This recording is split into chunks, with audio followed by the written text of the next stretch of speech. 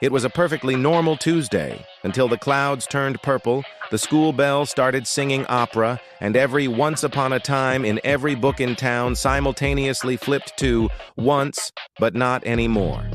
Jasper P. Winkle, age 8.5, which he always said with emphasis because half years mattered in adventure, was in the middle of building a blanket fort when his favorite storybook, The Big Book of Ever After, sat up on its own, cleared its throat, and said, "Jasper, we have a situation. The villains have resigned." Jasper dropped his pillow cannon. "What? Effective immediately." The book continued in a voice like a grumpy grandfather clock. The big bad wolf, the wicked witch, Captain Crookbeard the pirate, and even the evil enchantress of the Shadow Mountains have all handed in their resignation letters. They're done being bad. Jasper blinked. But who's going to blow down houses, or curse princesses, or cackle dramatically during thunderstorms? No one, said the book. They've started a support group. Sure enough, when Jasper peeked under his bed, which according to legend was a secret portal to Storyland, he found himself tumbling into a world where fairy tales were falling apart. Literally. Cinderella's pumpkin carriage had turned back into a gourd and was now growing prize-winning zucchinis. Snow White was bored out of her mind because no one had tried to poison her in weeks. And the three little pigs were just standing there, confused.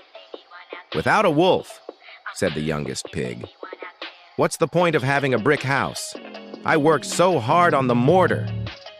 Jasper followed a trail of smoke and the faint sound of group therapy to an enchanted meadow where, beneath a banner that read, "Villains Anonymous, Healing Not Hexing," sat the most feared evildoers in story history.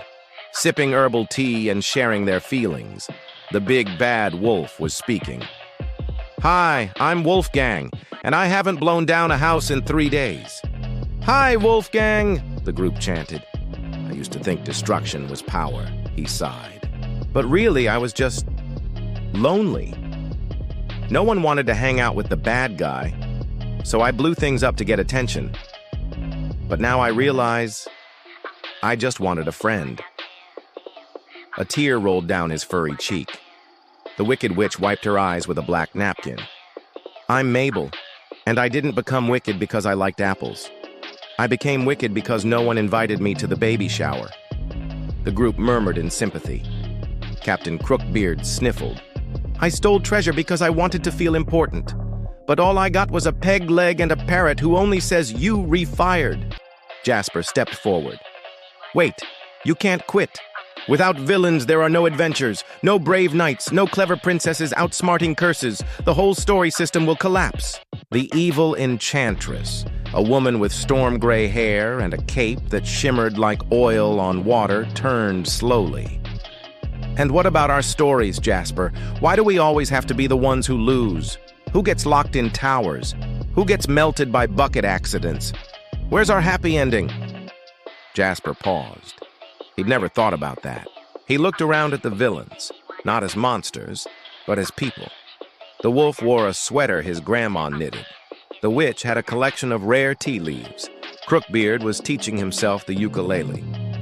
"What if," Jasper said slowly, "you didn't have to be bad, but you could still be important?" The meadow fell silent. "I mean," Jasper went on, "what if the wolf became the best builder in the land? Strong enough to test houses, smart enough to improve them? What if the witch opened a potion shop? Happy potions, healing potions, really good shampoo. What if Crookbeard became a treasure finder instead of a thief, helping people recover lost things? And what if the enchantress taught magic to kids who felt different, so no one ever felt cursed again?" The villains looked at each other. The wolf scratched his ear. "I do love construction." The witch smiled. "I've always wanted to open a spa." Crookbeard strummed his ukulele. "Captain Kindbeard has a nice ring to it." "And the enchantress?" She stood, her eyes glowing not with darkness, but with hope. "Maybe we don't have to be evil to be powerful." So they tried it. The next day, the big bad wolf opened Huff and Puff Construction, specializing in storm-proof homes. The pigs became his business partners. The Wicked Witch launched Mabel's Magical Apothecary, where she sold confidence elixirs and friendship tonics. Captain Kindbeard started Lost and Found Seas expeditions, reuniting children with missing toys, lost socks, and runaway goldfish. And the Enchantress opened the School for Extraordinary Kids, where being different wasn't a curse, it was a superpower. And Jasper? He became the official story mediator, traveling between worlds to make sure every character, hero or villain, got a fair tale. Years later, when children opened their fairy tale books, they found something new. Stories where the wolf helped the pigs rebuild together, where the witch baked cookies for the princess, and where the pirate threw the best birthday party on the 7 seas.